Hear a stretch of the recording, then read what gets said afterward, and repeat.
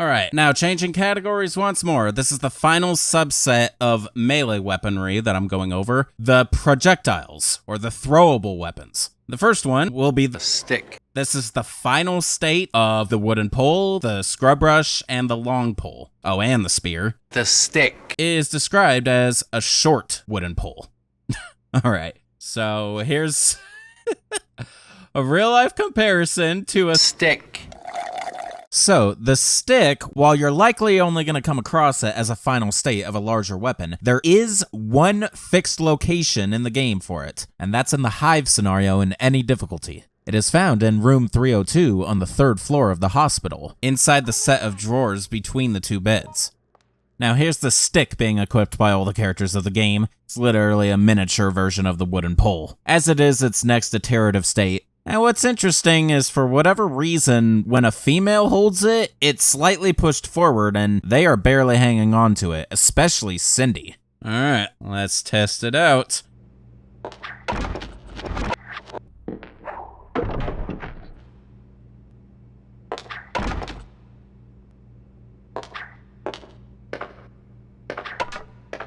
Just for comedic value, how about I throw it straight at the camera?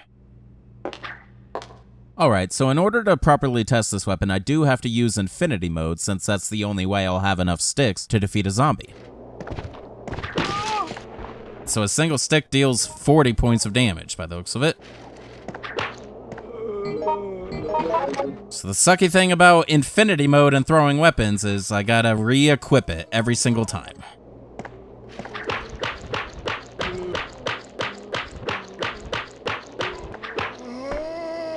Okay, so it only took 18 sticks to defeat a single zombie, which in reality, you're never gonna have enough sticks to do that. So this goes for pretty much every throwing weapon. It's more defensive and to knock the enemy down, because even for a little stick that only causes 40 damage, the zombie is knocked to the ground when you throw it. But defeating an enemy with a stick, good luck.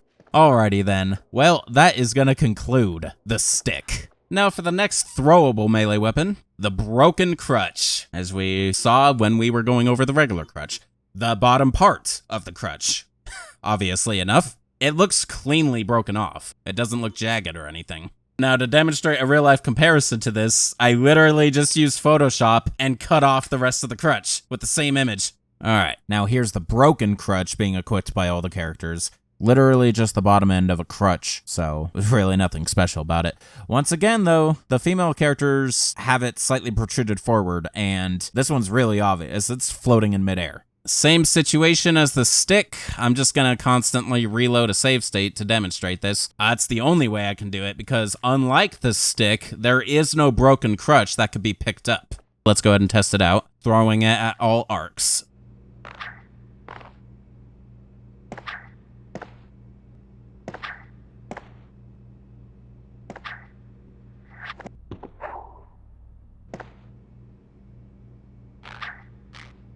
Alright, so when it comes to enemy testing, I can't pick this up, so I can't get an infinite variant of it. So the only thing I can do is take the damage it causes by testing out one of them, and then doing the math myself, and telling you how many it would, in theory, take. In reality, you're only gonna get 1 or 2 of these total in a single scenario playthrough.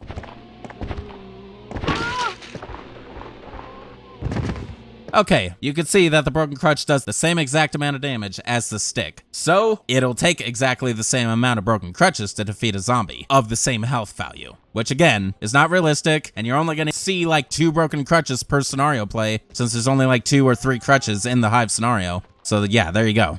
Alright, that's all there is to the broken crutch. Now for the next projectile weapon. The bent iron pipe, the final state of a regular iron pipe and the curved iron pipe. A pipe made of iron, as all 3 of them are described as, it is completely bent. Well, that much is obvious. And yeah, once again, if such an image exists, found a real-life comparison here. So just like the broken crutch, there is no bent iron pipe that could be picked up in the game, so there is no fixed location for it. Now here's the bent iron pipe being equipped by all the characters. And it obviously looks like it went through hell.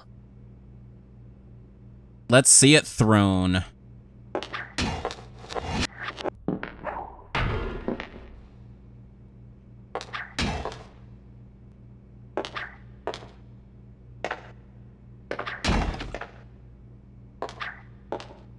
Alrighty. So let's see the damage this makes when it's in throwable form. So unlike the broken crutch, where I can get a maximum of 3 per playthrough because there's only 3 regular crutches on the map, the bent iron pipe can come in loads because Decisions has a lot of iron pipes. So I brought all of these along by tagging an online partner to play as Yoko and to fill their inventory with nothing but bent iron pipes. So we're gonna see if this is enough to defeat a zombie.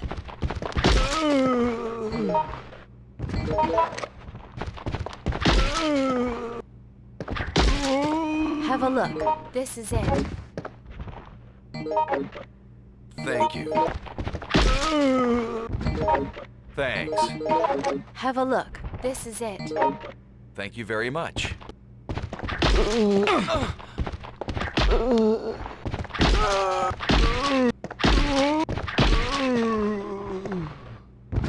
Okay, so even though every individual bent iron pipe caused 80 damage, that last one, with the zombie having 120 HP remaining, it shouldn't have been defeated in that last hit, but it was. So that last hit had to have been a critical.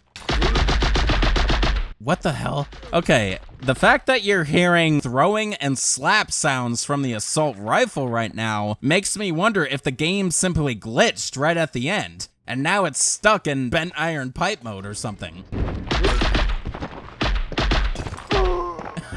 The game is obviously broken at this point, and yeah, that's the only explanation I have for that final bent iron pipe. If it were to remain consistent, that zombie shouldn't have been defeated with that last hit. But the important thing is, a bent iron pipe causes 80 damage when thrown. Alright, well, that's gonna conclude the hilarity of the bent iron pipe. Now for the next throwable weapon, the concrete piece. You can throw this to attack enemies.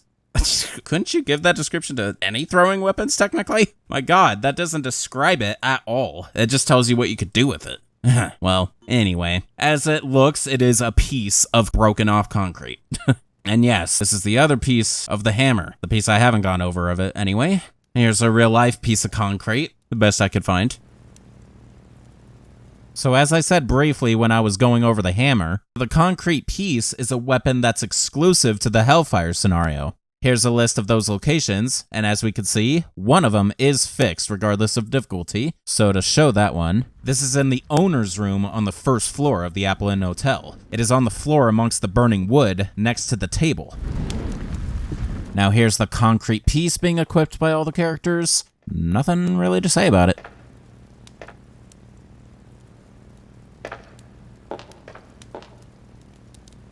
Let's go ahead and test it out.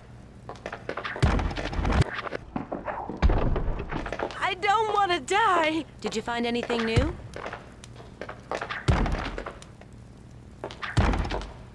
And let's throw it at the camera and throw back to my original review. Alright. Well, I can pick up the concrete piece so I can get an infinite amount of those. So let's just regularly test it on a zombie.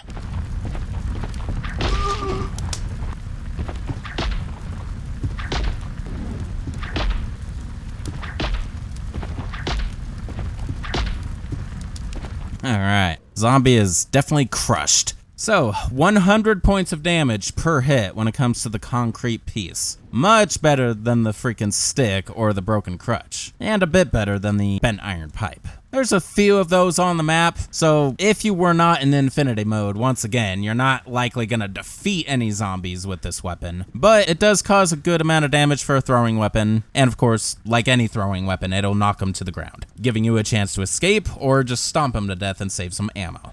Alrighty then, well that is going to conclude the concrete piece. Now for the next throwable melee weapon, the monkey wrench. A monkey wrench of moderate size.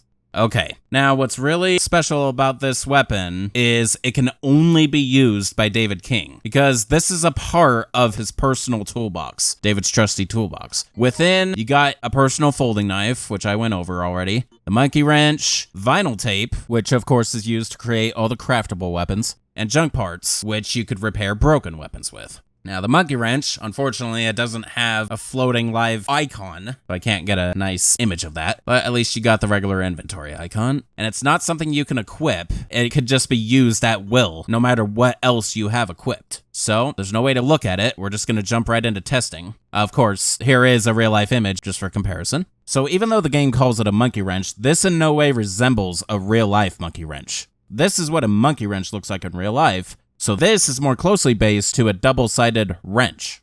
All right, and this isn't something that you can aim up or down. It only goes one direction. All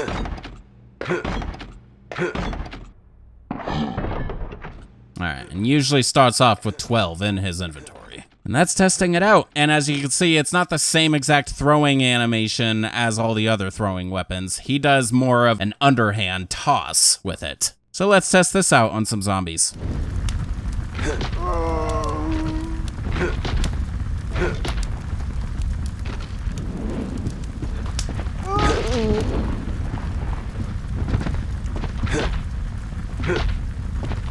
Alright, so each individual monkey wrench causes 250 damage. Not bad, it only took 3 monkey wrenches for that zombie. All the zombies in this room have the same health pool, so you can conclude that all of the zombies are only going to take 3 monkey wrenches.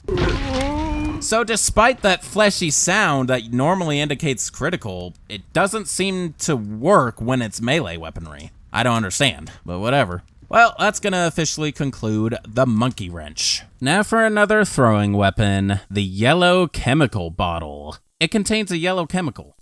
Really? Okay, that was completely useless. That much is clear. Okay, so because of the shitty description, there's no way to know what it is capable of until we use it. Here's a real-life image of sulfuric acid in a bottle, which is what I think is what's contained within the yellow chemical bottle. So the yellow chemical bottle is a weapon that's exclusive to the below freezing point scenario. Here's a list of all the locations, and one of them is fixed regardless of difficulty. So to show that one, this is in the laboratory on the B7F level of the laboratory. Now, one minor detailed difference is in easy, normal, and hard mode, you get 3 yellow chemical bottles picking it up here, but in very hard, you only get 2. Now here's the yellow chemical bottle being equipped by all the characters of the game. It's yellow liquid in a bottle. Can't really say much beyond that. We won't know what it does until I actually use it. Now let's go ahead and test it out at all the arcs.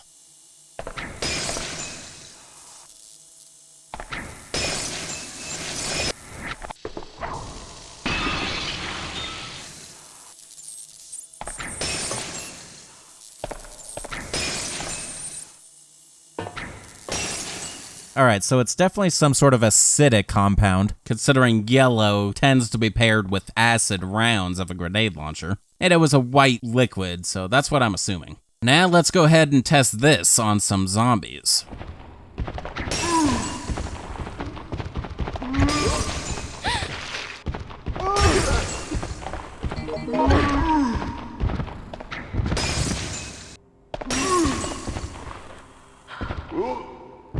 Whew, barely survived by the skin of my teeth, but 500 damage from individual yellow chemical bottles. Pretty good. It only took 2 bottles each, and this scenario provides you plenty of those bottles. So they're a pretty good weapon for the scenario. Alrighty then, that's gonna conclude the yellow chemical bottle. Now for the next throwable melee weapon, the gray chemical bottle. It contains a gray chemical. It's a literal color swap from the last weapon, with the same retarded description. But yes, I'm going to assume this is going to be a more explosive material, if it's anything relatable to grenade rounds. Now here's a gray bottle of sorts that I found.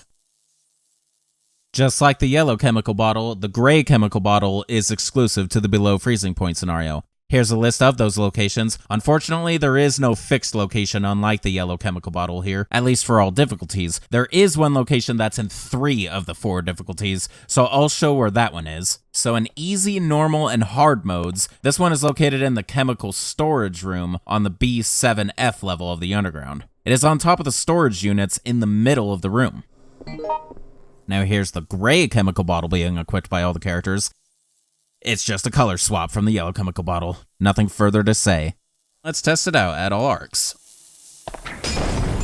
And I was right, it's explosive.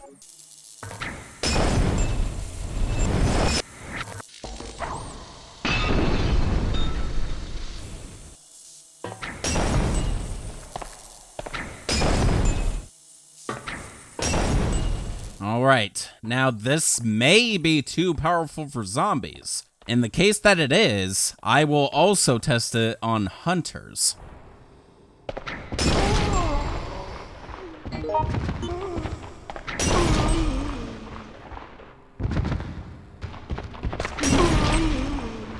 Okay, like I sort of predicted, this bottle is too strong for any zombie in here. Even a zombie with 800 health pool points, it's still too much for it. So I'm gonna take it up a notch, and we're gonna test these things on some hunters. So the hunter has 1200. That's gotta be enough.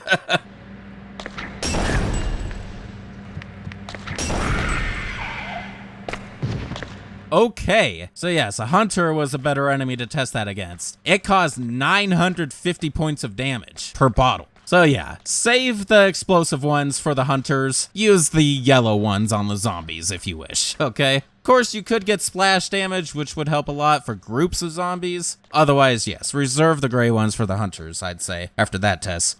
Alrighty then, well that is gonna officially conclude the gray chemical bottle. Now for the next throwing weapon, the Molotov Cocktail, a weapon which scatters fire when it is thrown.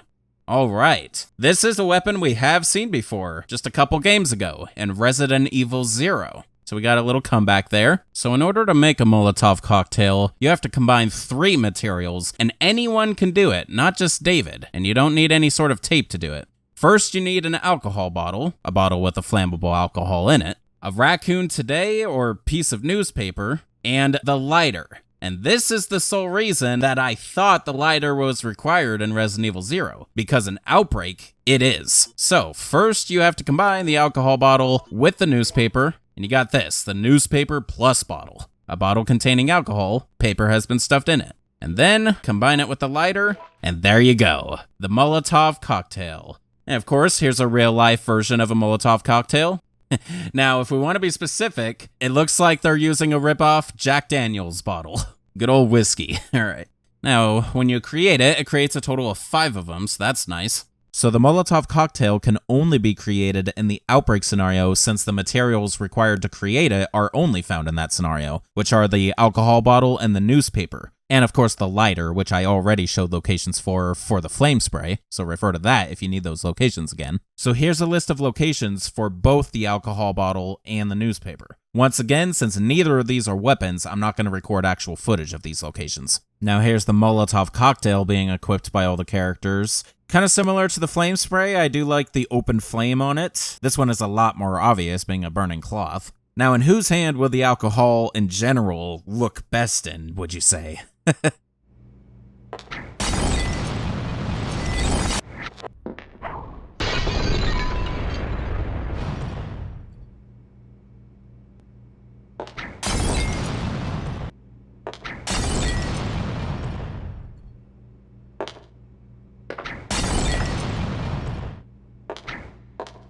So that's clearly going to cause a lot of damage, so there is a chance I will need to test it on a more powerful enemy than a zombie.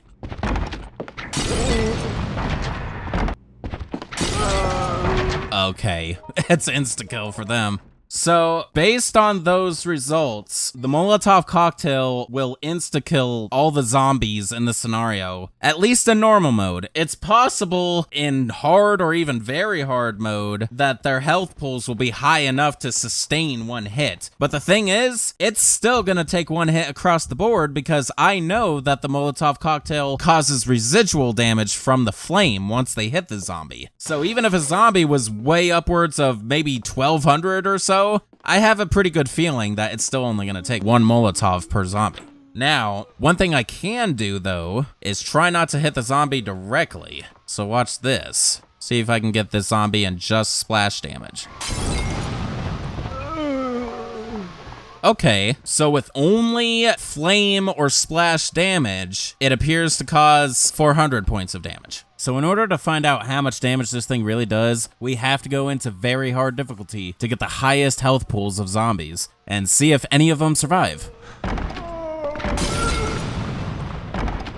And according to that, not even the strongest zombie in the scenario, which has a health pool of 1250, was able to sustain more than 1 Molotov. Now, upon real close inspection of the tracker when I hit the zombie, For a split second, it only causes 500 damage, but then it always tacks on another 550 afterward. So the total damage of just the initial hit appears to be 1050. And then the first hit of the open flame that's going on right then and there finishes off the zombie, probably with the additional 400 that it tacks on. Now, one of the Molotovs hit 2 zombies, and the one that didn't get directly hit only suffered 350 damage. So it's kind of inconsistent when it comes to the flame. Direct hits cause major damage. So the strongest enemies in this scenario are the Scissortails with health pools upwards of 1600. They may be able to survive a single hit, but based on the damage the zombies suffered, it's very unlikely.